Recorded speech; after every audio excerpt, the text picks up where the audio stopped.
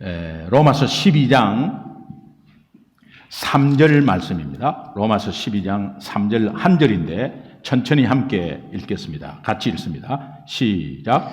내게 주신 은혜로 말미암아 너희 각 사람에게 말하노니 마땅히 생각할 그 이상의 생각을 품지 말고 오직 하나님께서 각 사람에게 나누어 주신 믿음의 분량대로 지혜롭게 생각하라.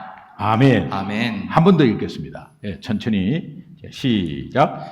내게 주신 은혜로 말미암아 너희 각 사람에게 말하노니 마땅히 생각할 그 이상의 생각을 품지 말고 오직 하나님께서 각 사람에게 나누어 주신 믿음의 분량대로 지혜롭게 생각하라. 아멘. 하나님께서 나에게 주신 말씀입니다. 오늘도 이 말씀에 따라서 우리의 삶이 조금 더 변화되기를 소망합니다.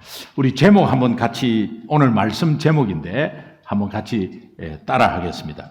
믿음의 분량대로 지혜롭게 생각하라. 믿음의 분량대로 지혜롭게 생각하라. 분량대로. 네. 제가 늘 강조하는 게 복음 앞에 서라. 매일 복음 앞에 서라. 이게 여러분이 현실적으로 잘 안 될 거예요. 저도 이것을 거의 6개월 실험하면서 해가지고 지금 몸에 빼였습니다. 매일 복음 앞에 서는 것이 얼마나 중요하냐면 내 자신을 계속 알게 돼요. 여러분 생활하다 보면 내 자신이 어떤 사람인지를 잘 몰라요. 그러니까 나에 대해서 여러분이 내 스스로 평가를 한다 하면 여러분 아마 어떤 평가가 있을지 모르겠어요. 복음 앞에 서면 하나님을 더 알게 되고 하나님을 알게 되면 내 자신을 더 알게 돼요. 다시 말하면 내 자신이 변화가 돼요. 그것은 복음은 하나님의 능력이니까. 그래서 복음 앞에 선다는 것을 여러분 잘 한번 소홀히 여기지 말고 복음이 온쪽짜리 복음은 하나님, 인간, 예수님, 믿음 이 네 가지가 온쪽짜리입니다. 이 네 가지가 온쪽짜리 네 가지를 여러분이 그 앞에 한번 서보는 거예요. 하나님 앞에 서면 하나님 사랑은 변함이 없죠. 근데 내가 왔다 갔다 한 것을 알게 되고 그 다음에 또 하나님의 공의 앞에 서면 나는 늘 죄인이죠. 그리고 이 죄는 절대 용서하지 못하는 하나님을 바라보게 됩니다. 그리고 내 스스로 내 자신 앞에 서면 나는 연약한 죄인이고 내 스스로 이 죄를 해결할 수 없고 그대로 놔두면 영원히 죽는다는 것이 하나님 말씀이에요. 하나님은 이런 상황을 너무도 잘 아시고 이 땅에 예수님을 보내주셨고 그 예수님이 죄 없는 우리의 인간의 대표로 오셔서 우리가 절대로 할 수 없는 죄 문제를 대신해서 십자가에 생명을 바쳐 죄값을 치루었습니다. 그리고 그분은 3일 만에 부활하셨습니다. 믿음. 우리가 마음으로 믿고 입으로 시인할 때, 입으로 고백할 때에 하나님의 자녀 되고 그 권세가 내 삶에 드러납니다. 이것이 복음입니다. 하나님 앞에, 인간 앞에, 예수님 앞에, 믿음 앞에 서는 겁니다. 이것이 처음부터 바로 되는 건 아니에요. 바로 되는 건 아니에요. 그러나 중요한 것은 하나님이 우리 삶 가운데 이 복음을 주셨고 이 복음으로 인해서 우리 삶이 변화되기 때문에 매일 그 앞에 서는 거예요. 이거를 복음 앞에 서면 그 뒤부터 내 삶이 변화가 되면서 하나님을 더욱더 알게 되고 나를 더 알아가는 믿음의 성숙이 시작되는 겁니다. 오늘 왜 제가 이 말씀을 드리냐 하면 오늘 본문하고 직결되기 때문에 그래요. 오늘 본문은 한 절이지만 내포하는 의미가 굉장히 많습니다. 그래서 이 한 3, 40분간의 설교를 통해서 이 말씀을 전하지만은 여러분이 아마 전체를 다 못 알아들을 거예요. 왜냐하면 보통 설교도 월요일, 화요일이면 잊어버리니까. 그런데 오늘 성령께서 꼭 깨닫게 해주시고 또 주 중에 여러분이 조금 유튜브에 들어가셔서 계속해서 좀 듣기를 원해요. 그러면 미싱된 것이 아마 발견될 겁니다. 아마 이 시간에는 여러분의 형편에 맞는 말씀이 좀 들어오실 것이고, 그러나 이게 내포된 의미가 굉장히 많기 때문에 제가 미리 좀 말씀을 드리고 또 성령께서 이 자리에서 깨닫게 되는 은혜가 있을 줄로 믿습니다. 여러분이 여러분 자신을 스스로 평가해 본 적이 혹시 있나요? 내 자신을 한번 평가한다면 그럴 경우가 별로 없는데 내 자신을 여러분이 평가한다면 그 평가하는 것에 여러분이 100점 만점에 여러분은 몇 점을 주겠습니까? 제가 설교 준비하면서 한번 제 자신을 평가해 봤어요. 평가하려니까 쭉 이제 생각나는 거죠. 지금까지 남편과 아빠로서 가정에 충실했습니다. 그리고 목사로서 한눈 팔지 않고 구령의 열정을 가지고 11년간 목회했습니다. 특별히 소중한 교회 담임 목사로서 성도 한 분을 귀하게 여기고 성도 한 분 한 분을 사랑하고 영혼 구원과 회복 사역을 지속적으로 잘 해왔다고 생각합니다. 여러분도 저를 볼 때마다 그렇게 생각이 드시나요? 아멘 안 하신 분이 훨씬 많기 때문에 아마 이거는 내 생각일 거예요. 여러분 생각은 그거가 잘 됐나 아닌데 하는 분도 계실 거예요. 그리고 제 삶의 어떤 연약한 부분과 부족한 부분을 봤을 때 그것만 아니고 잘못된 게 많았을 거예요. 만약에 제가 이런 상황으로 저를 평가한다면 내 자신에게 점수를 준다면 100점 만점에 95점은 아마 받았을 거예요. 누구든지 자신에게는 굉장히 관대합니다. 그리고 잘못한 거는 별로 기억이 없어요. 잘한 것이 기억이 나지. 그렇기 때문에 90점 이상을 다 받아요. 내가 그래도 괜찮은 사람인데. 그러니까 자신에게 후한 점수를 주게 돼 있습니다. 요즘 유행하는 말 중에 내로남불이라는 말이 있습니다. 이게 통역 어떻게 하시는가 모르겠는데 내로남불. 여러분 내로남불 아세요? 내가 하면 로맨스. If I do it, it's romance. 남이 하면 불륜.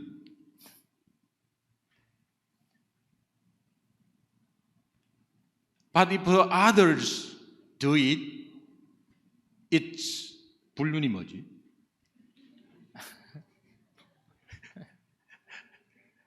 immorality? 그런 게 있습니다. 예. 내로남불 많이 유행합니다. 그런데요, 이 내로남불은 저는 인간의 본성이 아닐까. 어떤 똑같은 상황에서 자기가 했을 때는 옳다고 주장합니다. 그런데 타인이 다른 사람이 했을 때는 틀렸다고 엄격하게 평가하는 이중적 잣대를 뜻하는 말입니다. 똑같은 상황에서 자기가 한 것은 옳고 다른 사람이 한 것은 틀렸다라고 보는 이중적 잣대를 가지고 있는 것을 내로남불이라고 말합니다.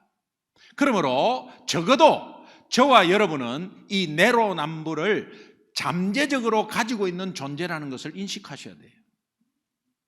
나는 안 그렇다. 그렇게 하면 조금 곤란해요. 이런 것들이 다 나에게 있습니다. 부부관계에서도 있습니다. 프린스턴대 수잔 파스크라는 교수가 있습니다. 그리고 UCLA의 셀리 테일러라는 교수가 공동 합작해가지고 논문을 썼는데, 인지적 구두쇠 이론, 알면서 구두쇠 노릇하는 거예요. 인지적 구두쇠 이론이라는. 인간의 뇌는 본인의 생존에 가장 유리한 방향으로 합리화하면서 작동되고 있다. 그런 이론이에요. 이 이론에서 실제 밝혀진 사실은, 사람은 뇌의 주인인 나에 대해서는 시간을 들여서 에너지를 굉장히 많이 쏟아붓는 반면에, 그러니까 여러분이 내 행복을 위해서, 내 뭔가 유익을 위해서는 헌신하고 막 거기에 열심히 합니다. 그런데 타인 남에 대해서는 아주 짧은 시간만 파악하고 그 남을 단정 지어버린다는 것이, 이게 인지적 구두쇠 이론이에요. 이 땅에 그 어느 누구도 자신 스스로 자신을 정확하게 평가할 수 있는 사람은 단 한 사람도 없습니다. 그러나 정확하게 평가하는 게 굉장히 중요한데 말이에요. 그런데 남이 나를 그러면 어떻게 평가하느냐? 남을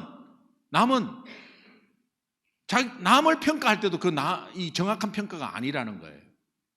그런데 성경이 기준이 되면 말은 달라집니다. 성경이 기준이 되면 저와 여러분은 하나님의 말씀 앞에 정직하게 평가받을 수 있습니다. 우리가 말씀 앞에서 정직하게 평가받는다는 것은 내 삶이 점진적으로 변화되어서 예수님을 닮아간다는 의미예요. 이런 맥락에서 오늘 본문 로마서 12장 3절은 구원받은 하나님의 자녀가 말씀 앞에서 정직하게 평가받으려면 어떻게 해야 할지를 정확하게 가르쳐주고 있어요. 오늘 본문 말씀 우리 다시 한번 천천히 한번 읽겠습니다. 같이 한번 읽겠습니다. 시작. 내게 주신 은혜로 말미암아 너희 각 사람에게 말하노니 마땅히 생각할 그 이상의 생각을 품지 말고 오직 하나님께서 각 사람에게 나누어 주신 믿음의 분량대로 지혜롭게 생각하라. 아멘. 이 본문 말씀을 제가 몇 가지로 좀 나눴는데 여러분 잘 들으세요. 첫 번째는 내가 받은 은혜를 기억해야 한다. 로마서 12장 3절 앞부분에 내게 주신 은혜로 말미암아, 모든 시작은 내가 받은 은혜로 시작한다는 거예요. 오늘 하루도 내가 받은 은혜로 시작해야 된다는 거예요. 믿음으로 의롭다 받은 구원의 은혜를 말합니다. 나 같은 죄인 용서받고 하나님의 자녀가 되었다는 것부터 오늘 하루를 시작하셔야 돼요. 어떤 일을 할 때에도 내게 주신 은혜로 시작하셔야 돼요. 봉사할 때도 마찬가지, 사회 회사 출근해가지고 일을 시작할 때도 마찬가지. 우리는 이 은혜를 항상 기억하고 있어야 합니다. 하루를 시작할 때, 무슨 일을 시작할 때, 누구를 만날 때 하나님의 은혜를 기억하는 거로부터 시작하라는 본문의 말씀이에요. 오늘도 내게 주신 하나님의 은혜 때문에 여기 앉아서 예배 드리고 있는 거죠. 믿으시면 아멘. 이 말씀을 생활에서 꼭 적용해서 실천해 보시기 바라요. 하나님의 은혜를 기억하는 게 이게 굉장히 중요해요. 그런데 현실적으로 굉장히 심플하지만 안 되는 거예요. 여러분 한 주간을 한번 생각해 보시고 또 어제 것만 한번 생각해 봐요. 어제 토요일 하나님의 은혜를 어느 정도 생각하셨어요? 그냥 열심히 생활하다가 또 쉬는 날이니까 뭐 그렇게 지내버리죠. 그렇게 해서 2022년 4월 끝나는 겁니다. 하나님의 은혜를 생각하지 않으면 세상 일을 생각하게 돼 있어요.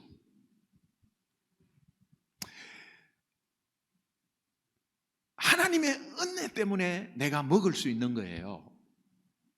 하나님의 은혜 때문에 내가 이렇게 움직일 수 있는 겁니다.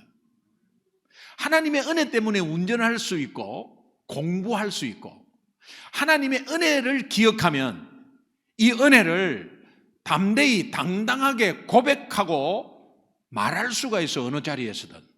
그런데 그 은혜를 기억하지 않고 일주일 보내면 조금 부끄럽습니다. 그리고 내 삶에 예수 믿는 자인지 아닌지도 모르는 삶이 돼버려요. 이거는 직분하고 관계없습니다. 그러면서 바울은 하나님의 은혜로 말미암아 너희 각 사람에게 말하노니라고 말합니다. 사실은 바울 자신이 받은 구원의 은혜를 기억하니까 바울은 그 구원의 은혜를 확신을 가지고 사람들에게 담대하게 당당하게 어느 자리에서든 말할 수 있다고 말하는 거예요. 오늘 우리는 세상 풍파, 세상 풍조에 따라가면서 세상 일을 너무 많이 생각하고 하나님의 은혜를 기억을 못하니, 그러니까 하나님의 은혜에 대해서, 하나님에 대해서 담대히 말할 수 있는 이런 자체의 능력도 없고, 하나님의 은혜를 기억하는 것보다 아이들 공부시키고 아이들을 뭔가 어떻게 세상적으로 뭔가 빨리 뭔가 출세시키고 뭔가 세상적으로 뭔가 저 사람보다도 내가 먼저 앞서가야지 하는 것이 우선이지, 하나님의 은혜를 우선으로 하는 것은 내 가정 공동체에 없다는 겁니다. 내게 주신 은혜를 기억하면 이 확신을 가지고 이웃에게, 가장 가까운 것은 my family죠. 이웃에게 이 은혜를 당당하게 담대하게 말할 수 있다는 거예요. 구원받은 하나님의 자녀가 말씀 앞에서 정직하게 평가받으려면 오늘 본문 통해서 두 번째, 교만하지 말아야 한다. 교만하면 하나님을 잊어버립니다.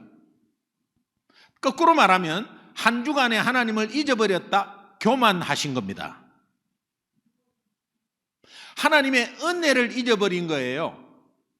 그러니까 여러분이 하루 동안에 하나님의 은혜를 잊어버렸다, 그러면 그 잊어버린 그 시간들은 교만한 거예요. 오늘 우리 인생을 80이라고 봤을 때 예수 믿은 지 모태신앙이라도 80년을 예수 믿었다고 합시다. 그러면 교만한 시간이 거의 75년 이상일 거예요. 신명기 8장 14절에 보니까 네 마음이 교만하여 네 하나님 여호와를 잊어버릴까 하노라. 역대하 26장 16절에 보니까 마음이 교만하면 악을 행한다. 내가 마음이 교만하면 악을 행한다는 것은 지금 악한 생각을 가지고 있는 그 자체가 교만이다. 약간 아닌데 하는 행동, 교만이다. 그러면 하나님께 범죄하게 된다라고 말씀합니다. 마음이 교만하면 악을 행하게 되고 그 악으로 행하게 됨으로 말미암아 하나님께 범죄하게 된다라는 게 역대하 26장 16절의 말씀이에요. 우리 다 아는 말씀, 잠언 16장 18절 말씀에 교만은 패망의 선봉이다. 거만한 마음은 넘어짐의 앞잡이다. 그러므로 우리가 받은 하나님의 은혜를 생각하지 않을 수 없고, 생각하는 그 하나님의 은혜를 생각하면 겸손해질 수밖에 없다는 거예요. 오늘 본문 12장 3절 중반에 마땅히 생각할 그 이상의 생각을 품지 말고, 마땅히 생각할 그 이상의 생각을 품지 말고 하는 것은 주제넘는 생각을 하지 말라는 거예요. 주제넘는 생각 교만이에요. 여러분, 주제넘는 생각, 주제넘는 거 많이 하죠. 뭐 간섭하고 그거 자기 해당도 안 되는데 가갖고 기웃거리고, 그런 의미가 아니라 영적으로 주제넘는 생각은 여러분이 염려, 근심, 두려워하는 거 있죠? 주제넘는 생각이에요. 왜? 그것은 하나님 것인데, 내일 일을 염려하지 말라. 하나님은 내일 일이라 하는데 우리는 1년 후도 염려하고 있어요. 은퇴하면 내가 어떻게 할 것인가, 이것도 염려하고 있어요. 내일 일을 염려하지 말라. 내일 일은 내일이 염려할 것이다. 내일이 염려한다. 내일이라는 주어를 씁니다. 내일이 주어가 됩니다. 이것은 뭐냐? 내일의 주인은 하나님이다. 그래서 하나님이 염려하는 거다. 하나님의 바운더리다. 그런데 우리는 주제가 넘어서 하나님의 바운더리를 침범합니다. 그 침범하는 게 염려하는 거예요. 염려는 교만입니다. 염려하는 거는 교만이에요. 염려하는 거는 교만이에요. 두려워하는 거 교만이에요. 염려는 세상 백성들이 하는 것이다. 예수 안 믿는 사람들이 하는 것이다. 다시 말하면 내가 염려 걱정할 때 예수 못 믿는 거 아니에요. 그러니까 안 믿는 자와 예수 믿고 있는데 염려하면 예수 못 믿는 거니까 안 믿는 자와 동일하게 되는 결과가 온다는 거예요. 주제넘는 생각 교만은 무엇인가? 주도권이 자기에게 있다고 생각하는 거예요. 내 삶의, 내 인생의 주도권은 내한테 있다. 여러분이 엄청난 어려운 상황이 됐을 때 여러분이 마음대로 할 수 있어요? 아이가 코가 꽉 막혀갖고 찡얼대면서 갓난 아이가 코가 막혀갖고 숨을 못 쉬고 막 답답할 때 여러분이 어떻게 할 수 있어요? 뭐 코를 빼준다든지. 그런데 계속해서 괴로워하고 있는 아이를 보면서 부모는 눈물만 흘리죠. 내가 해줄 거는 정해져 있어요. 특별히 우리 남성 동지들 잘 들으세요. 내가 가정에서 아빠로서 남편으로서 해줄 것, 직장에서 할 것 딱 정해져 있습니다. 다른 거는 우리의 바운더리가 아니에요. 그런데 이것이 내가 한다는 생각을 하면 하나님께 당연히 기도는 안 할 뿐더러 하나님이 내한테 필요 없죠. 그런데 내가 급할 때 하나님 찾는단 말이에요. 급할 때는 어떤 급한 상황이 올지는 몰라요.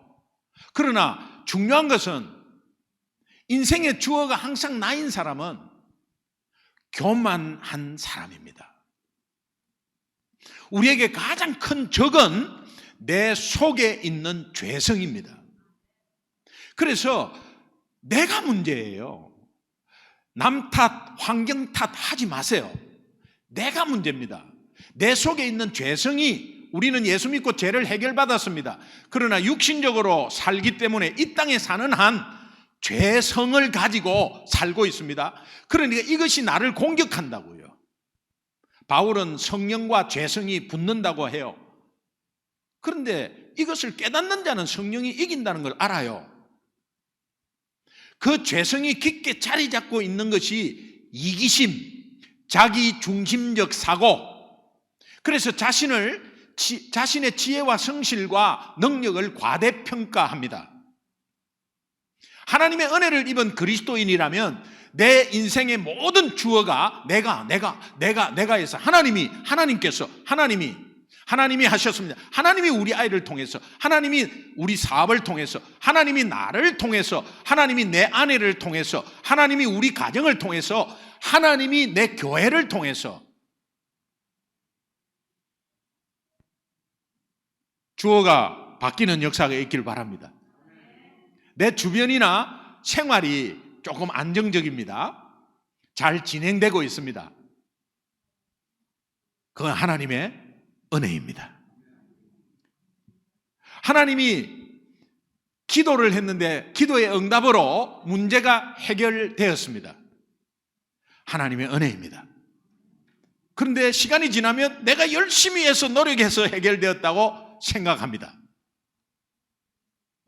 나도 모르게 교만해지면서 하나님과 멀어집니다. 힘들 때 하나님 찾고 기도하다가 상황이 좋아지면 하나님과 멀어지는 아이러니한 신앙이 우리의 신앙이 아닙니까? 마땅히 생각할 그 이상의 생각, 마땅히 생각할 그 이상의 생각, 교만이에요. 마땅히 생각할 그 이상의 생각, 염려입니다.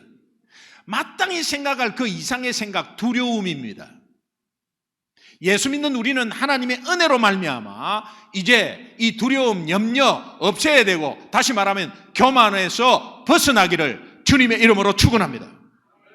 구원받는 하나님의 자녀가 말씀 앞에서 정직하게 평가받으려면 세 번째, 모든 기준이 예수님이라야 합니다. 모든 기준이 예수 그리스도라야 합니다. 본문 말씀에 나누어 주신 믿음의 분량대로라는 말이 있습니다. 먼저 여기서 나누어 주신, 원어는 에메리센이라는 단어인데, 나누어 주신 하는 것은 이 단어에서 하나님이 나에게 무엇을 나누어 주셨는가를 생각하는 것이 포함되어 있습니다. 그래서 나는 선물을 어디에서 나누어 준 걸 받았어요 하는 이런 나누어 준 나눔이 아닙니다. 오늘 이 단어는 하나님이 나에게 무엇을 나누어 주셨는가를 생각하는 것이 그 단어에 포함되어 있습니다. 그렇다면 여러분 하나님께서 나누어 주신, 다시 말하면 여러분이 하나님이 나누어 주셔서 받은 것이 무엇일까를 생각해 보십시오. 나누어 주신 이 말씀을 적용하면 하나님이 우리 가정에, 우리 교회를 세우기 위해서, 우리 가정을 세우기 위해서 나에게 주신 역할이 무엇인가?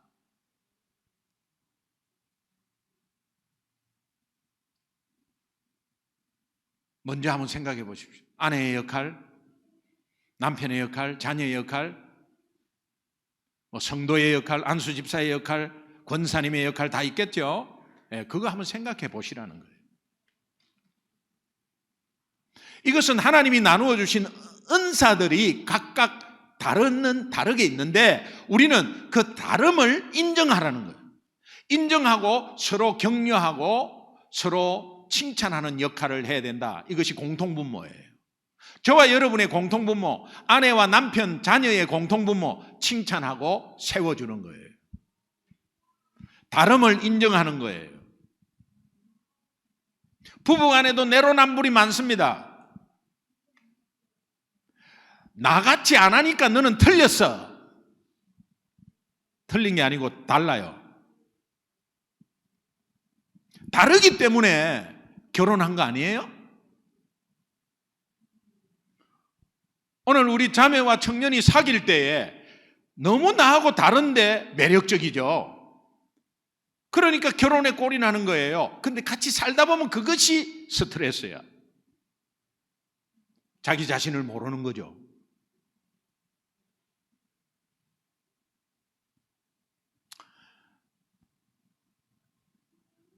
제 아내는 체력이 약해요. 저질 체력이에요. 최고 혈압이 90이니까. 최고 혈압이 90이에요. 사람이 아닌 거죠. 그러니까 이 끈기가 없어요. 그리고 금방 지쳐버려요. 결혼할 때 혈압 모르고 결혼하잖아요. 우리 장모님이 제 손을 잡고 김서방한테 말해줄 게 하나 있네. 뭡니까? 우리 미선이는 잠이 많아. 그래서 잠자는 것만 이렇게 허용해주면 모든 거 다 잘하네. 결혼해가지고 9시도 안 돼서 가물가물거려요. 제가 처음 만나서 5년 동안 사귈 때 너무 편안하더라고. 여자가 편안해야지. 너무 편안해. 무사태평이야. 결혼하니까 무사태평으로 퍼지는 거예요. 신경질이 나는 거예요. 근데 그것이 다르다고 생각할 때는 굉장한 장점이죠. 어떤 사람은 막 조급해가지고 막 하고 막 뭐 안 하면은 막 불안하고 막 이런 사람보다 훨씬 낫죠. 저는 미리 해놔야지 안 하면 안 돼. 그런 성격이었어요. 근데 그런 성격에 제가 결혼하기 전에 그런 것이 엄마의 품 같더라고. 너무 편안해요. 근데 결혼하고 나니까 막 설거지 막 이따만하게 쌓이고 막 이불, 그때는 침대 없었거든요. 막 이불 패가지고 이렇게 하고 이불 패놓은 거 그대로 있고 막. 나는 아침에 일찍 나와서 출근해갖고 쇠가 빠지게 일하는데 와가지고 쇠가 빠지게 집안일 하고 막 힘들었어요. 근데 내가 내 잣대로 보니까 게으른 것 같잖아요. 그런데요, 그것보다 내가 못하는 걸 훨씬 더 커버하고 있었어요. 다르니까 이것이 인정하고 서로 격려할 때 굉장한 파워의 힘이 가정 공동체가 벌떡 일어나 버렸어요. 믿음의 분량대로라는 의미가 무엇일까요? 믿음의 분량대로라는 것은 대부분의 사람들은 믿음의 분량하면 믿음의 양으로 생각합니다. 하나님이 어떤 사람에게는 더 많은 믿음을 주고 어떤 사람에게는 적은 믿음을 준다고 생각합니다. 자칫 잘못하면 저 사람은 큰 믿음을 가졌구나, 믿음이 참 좋구나, 저 사람은 작은 믿음으로 별로 믿음이 안 좋구나, 이렇게 판단할 수 있습니다. 잘못된 판단입니다. 그러나 믿음의 분량대로라는 이 의미는 믿음의 양이나 크기에 대한 말이 아닙니다. 믿음은 크리스찬에게 동일하게 주어졌어요. 여러분, 오늘 예수님 믿는 믿음은 오늘 내가 처음 믿은 사람이나 성경 잘 몰라도 처음 믿은 사람이나 40년 된 사람이나 그 믿음은 같은 거예요. 같지만 이제 신앙생활 가운데서 이 믿음이 얼마나 중요한지 알아가는 것이 신앙생활이고 그 믿음은 동일해요. 여러분, 만약에 10만 불을 가지고 있다면 그 10만 불은 동일한데 3살짜리가 10만 불 버는 거하고 30세 됐을 때 10만 불 버는 거하고는 다른 건 마찬가지입니다. 여러분, 처음에 예수 믿을 때 믿음 똑같은 믿음이에요. 10만 불이에요, 10만 불. 그런데 30세 되니까 이 10만 불이 얼마나 중요하다는 걸 알게 됐어요. 여러분이 예수 믿는 믿음은 똑같은 거예요. 믿으시면 아멘. 그러면 그 믿음은 변하지 않는 거죠. 변하지 않으니까 내 삶이 왔다 갔다 해도 그 믿음은 변하지 않아야죠. 그런데 만약에 내가 믿음이 많이 받고 적게 받고 하다가 내가 믿음을 받았다고 하면 그러면 내가 상황이 안 좋아지면 그 믿음 놔버리는 거 아니에요. 그러다가 한참을 헤매다가 결국은 내가 놔버렸는데 하나님이 끝까지 잡고 있었다는 것을 알게 돼요. 하나님이 주셨으니까. 내 손은 나았지만 하나님은 계속 잡고 있었어요. 여러분이 이 믿음의 의미를 잘 알면 우리가 하나하나 그 믿음을 알아가는 그릇이 커지는 거예요. 그래서 믿음이 크다 작다는 성경 속에서 나오는 그 단어는 믿음의 그릇 문제예요. 하나님이 믿음을 주셨는데 이 그릇을 잘 담을 수 있도록 하나님이 우리의 그릇을 빚어나가는 거죠. 그래서 이 믿음은 단순히 지적인 동의가 아니라 이 믿는 다음에 점진적으로 성숙하고 변화되는 삶을 포함합니다. 이 믿음은 처음이나 지금이나 예수 믿는 믿음입니다. 기억하십시오. 여기서 분량, 믿음의 분량하는 것은 원어로 메트론, 여기에서 미터가 나왔습니다. 메트론, 그러니까 양의 문제가 아니라 청량의 기준입니다. 이게 믿음의 분량, 이것은 청량이에요. 청량. 하나님이 은혜로 허락하신 예수 믿는 믿음이 청량 기준이 되는 거예요. 그래서 내 삶을 확인하고 체크하는 겁니다.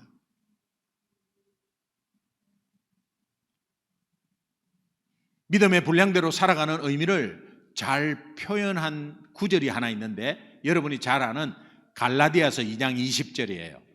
갈라디아서 2장 20절 함께 우리 천천히 한번 같이 읽읍시다. 시작. 내가 그리스도와 함께 십자가에 못 박혔나니 그런즉 이제는 내가 사는 것이 아니요 오직 내 안에 그리스도께서 사시는 것이라. 이제 내가 육체 가운데 사는 것은 나를 사랑하사 나를 위하여 자기 자신을 버리신 하나님의 아들을 믿는 믿음 안에서 사는 것이라. 아멘. 아멘. 내가 그리스도와 함께 십자가에 못 박혔나니, 예수 믿으면 이미 여러분은 죽었어. 옛 사람은 죽었어. 그러니까 내가 참아야지, 내가 죽어야지. 그건 잘못된 거예요. 내가 먼저 예수 믿었으니까 참아야지. 아, 저 남편 진짜 정말 진짜 참자. 이렇게 신앙생활이 아니에요. 이미 여러분은 죽었어요. 죽었다는 걸 깨닫는 것이 신앙이에요. 그런즉 이제는 내가 산 것이 아니요 오직 내 안에 그리스도께서 사는 것이다. 그리고 이제 내가 육체 가운데 사는 것은 나를 사랑하사 나를 위하여 자기 자신을 버리신 예수님 하나님의 아들을 믿는 믿음 안에서 사는 것이다. 그러므로 내 삶의 청량 기준, 나를 사랑하사 나를 대신해서 자기 자신을 버리신 하나님의 아들 예수님의 신실함, 이것이 청량 기준이에요. 예수님의 신실함이 내 삶의 기준이 된다면 가정 공동체, 교회 공동체를 세우는데 그 지체들을 대신해서, 그 지체들, 가족들 대신해서, 아니면 교회 공동체 지체들을 대신해서 나의 몸을 내줄 수 있는지 한번 생각하면서 살아가는 거예요. 그 믿음의 분량대로라는 뜻입니다. 구원받은 하나님의 자녀가 말씀 앞에서 정직하게 평가받으려면 네 번째, 마지막입니다. 자신을 정확하게 정직하게 평가받아야 합니다.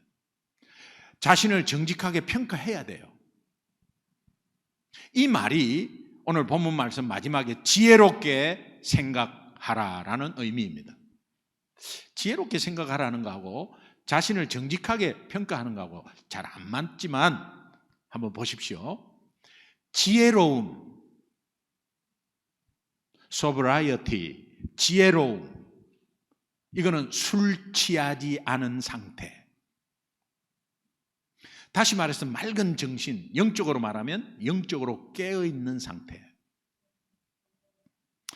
지혜롭게라는 것은 소프로네오라는 원어인데 이것이 실수하지 않고 맑은 정신으로 정직하게라는 뜻입니다. 이 단어는 평가에 대한 단어입니다.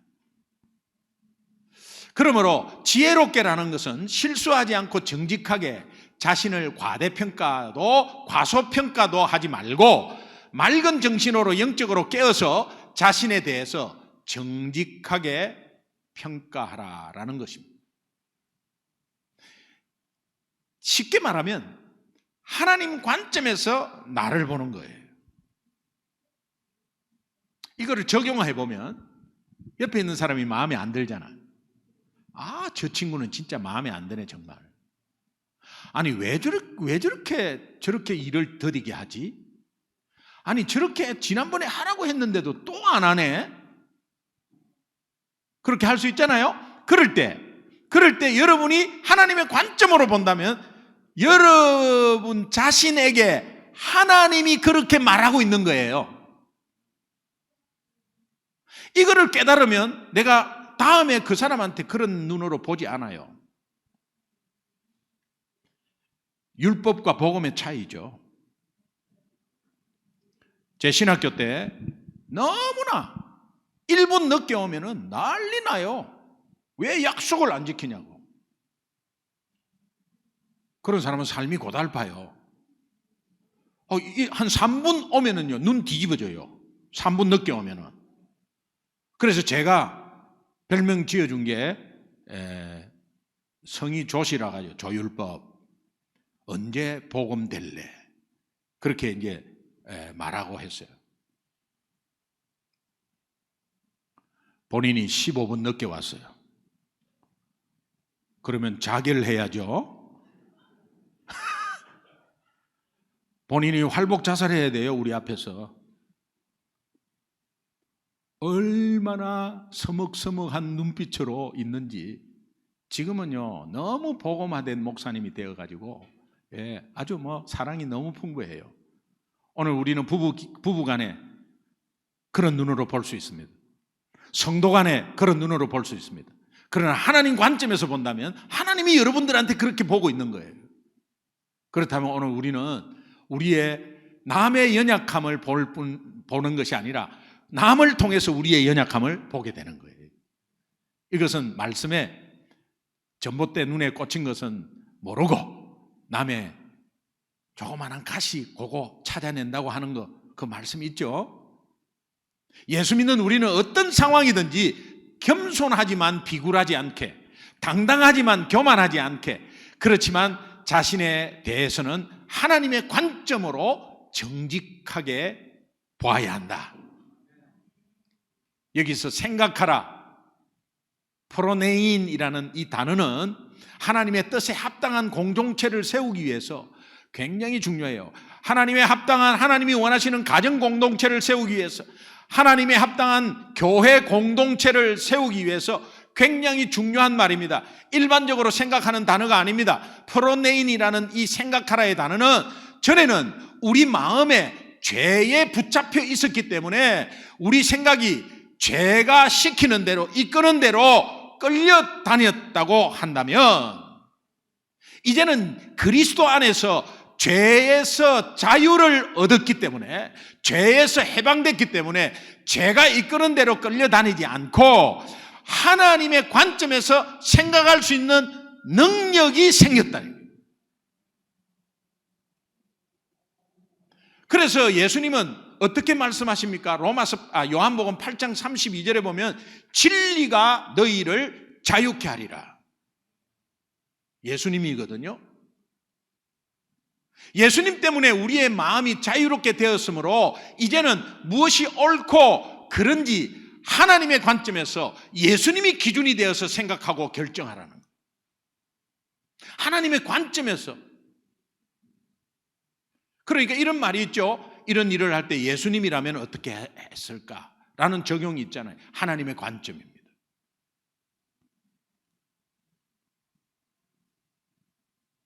그러니까 생각하라 프로네인은 그냥 단어가 아니고 하나님의 관점에서 보고 결정하라, 그런 뜻이에요. 그럼 지혜롭게 생각하라는 모든 상황을 하나님 관점에서 자신을 정직하게 평가하고 결정하라, 그런 의미예요. 여러분, 오늘 제가 드린 이 말씀을 연결해 가지고 쭉 생각하는 게 이게 굉장히 분량이 좀 많아요. 여러분이 아마 오늘 다 소화 못 시켰을 거예요. 주중에 꼭 부탁드립니다. 유튜브 들어가서 주중에 꼭 2번 들어보세요. 이런 말이 있었나? 그런데 여러분이 굉장히 도움이 될 거예요. 오늘 본문의 제목이 믿음의 분량대로 지혜롭게 생각하라 라는 말입니다. 무슨 뜻일까? 저는요, 다 전체적으로 통틀어서 결론 2마디로 요약할게요. 먼저는 여러분, 하나님의 주신 은혜를 항상 기억해야 되고 그 말씀 앞에서 겸손해야 돼요. 2가지 뜻은, 믿음의 분량대로 지혜롭게 생각하라, 이 말은 첫 번째, 예수님이 기준이 되어서 공동체의 지체들을 대신해서 내 몸을 내어줄 수 있는지 정직하게 생각해봐라는 거예요. 평가 한번 해보라는 거예요. 내어줄 수 없다면, 부담스럽다면 예수님의 십자가의 사랑을 더 묵상하시기 바랍니다. 아, 내 진짜 못하는데, 아이, 정말 지겹다. 아니, 못하는데 왜 자꾸 하라 해. 이렇게 해서 주저앉지 말고, 시험 받지 말고, 못한다고 한다면 십자가의 은혜를 계속 기억하는 거. 그거 외에는 없습니다. 예수님이 기준되어서 교회 공동체, 사랑방 공동체, 가정 공동체, 그거 세우기 위해서 그 공동체에 속한 사람들을 대신해서 내 몸을 내줄 수 있는지 정직하게 한번 평가해 보십시오. 저는 조금씩 평가하면서 수정하고 나아가고 있어요. 부엌 한 번도 안 들어갔습니다. 너무 부엌에서 알아서 하니까 이제 부엌에 들어가기 시작했습니다. 이제 뭐 쓰레기통 치우는 거, 여러분 우리 세대에 쓰레기통 치우고 뭐 알아서 하는 거 잘 안 돼요. 그런데 쓰레기통 치우는 거 이런 거 이제 다 알아서 해요. 가정에서 잘 해요. 조금 수정해 나가고 있어요. 예수님이라면 어떻게 했을까 할 때 10번 신경질 날 거 한 번 정도 내고 있습니다. 믿음의 분량대로 지혜롭게 생각하라. 두 번째, 마지막 결론. 공동체를 세우기 위해서 나의 위치와 역할이 무엇인지 하나님 관점에서 정직하게 평가해보라. 여러분의 위치와 역할이 무엇이에요? 여러분 가정에서 여러분의 위치와 역할이 무엇이에요? 여러분 우리 교회에서 여러분의 위치와 역할이 무엇입니까? 하나님 관점에, 여러분 생각으로 하지 말고 하나님 관점에서 정직하게 한번 평가해 보십시오. 공동체를 든든히 세우는데 내 위치와 역할이 무엇인가? 내 위치와 역할이 희미하고 없다면 진솔하게 한번 생각해 보십시오. 아, 이거는 봉사해야 되구나 이런 걸로 접근하지 마시고 그냥 내 위치와 역할이 뭔가. 어떤 분은 초신자라 목사님 저 아는 것도 없고 이제 교회 겨우 나왔는데 뭐 봉사하는 것도 어려워요. 힘들어요. 그래서 위치와 역할이 내가 없는 것 같은데 나는 뭐 별로 이 교회에서 소용이 없는 것 같은데 그런 의미가 아니에요. 여러분 초신자는 초신자 나름대로 위치와 역할이 있어요. 여러분 초신자이면서도 딱 예배에 나와 있는 그 자체가 그냥 엄청난 은혜예요. 제자훈련 하는데 하면서 시작할 때에 저는 뭐 하나님을 만났는지 안 만났는지 잘 몰라가지고 간정이 별로 없습니다. 이것이 은혜입니다. 은혜. 왜? 변하니까. 변화되는 기대치가 더 커요. 근데 본인은 이제 그거에 대해서 막 이렇게 괜히 남에게 피해 끼치고 또 그렇게 하는 생각이 있죠. 그러나 하나님 측면에서는 제자훈련에 와 있다는 그 자체가 엄청난 기적이에요. 오늘 예배에 앉아있는 이 자체가 엄청난 기적이에요. 그러면서 여러분이 정직하게 생각해 보라니까요. 뭐 예배만 대충 나오면 되겠구나 이런 게 아니잖아요. 믿음의 분량대로 지혜롭게 생각하라는 이 말씀이 여러분 가정 공동체, 교회 공동체, 우리 사랑방 공동체 세워나가는 아주 중요한 말씀이니 주중에 한 두 번 더 듣기를 주님의 이름으로 축원해요. 나에게 주시는 하나님의 음성으로 듣고 이번 한 주간 동안에 이 말씀을 할 수 있는 한 묵상하고 적용하고 실천하는 은혜가 있기를 주님의 이름으로 축원합니다. 우리 함께 기도하겠습니다. 하나님, 오늘도 우리의 삶에 시간들이 너무 빨리 지나갑니다. 그런데 내가 염려하고 걱정하고 두려워하는 것이 교만이라고 말씀하십니다. 나는 그런 거 아니었는데. 그러나 그 결과가 교만이래요. 왜? 주제넘는 생각을 하고 있다는 거예요. 그리고 여러분의 인생에 주어가 항상 내가입니까? 하나님의 은혜를 먼저 기억하는 것이 너무 중요해요.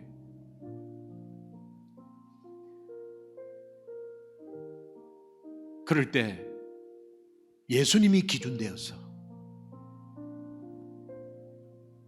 내가 공동체를 위해서 내가 내놓을 것이 무엇인가? 내 몸을 드릴 것이 무엇인가? 정직하게 한번 생각해 보세요. 하나님 관점에서. 그럴 때 하나님이 주시는 음성이 있을 겁니다. 오늘 우리 함께 기도할 때 하나님, 내 가정 공동체, 뭐 회사도 마찬가지. 하나님이 공동체를 세우는데 하나님이 분명히 뭔가 역할이 있는데, 하나님 다시 한번 주님의 말씀 앞에 하나님의 관점에서 내 자신을 정직하게 평가하고 싶습니다. 그리고 늘 삶 가운데 미리 염려하고 걱정하고 한 것들, 하나님 교만한 것을 용서해 주옵소서. 하나님이 나에게 믿음의 분량대로라는 예수님이 기준이 되어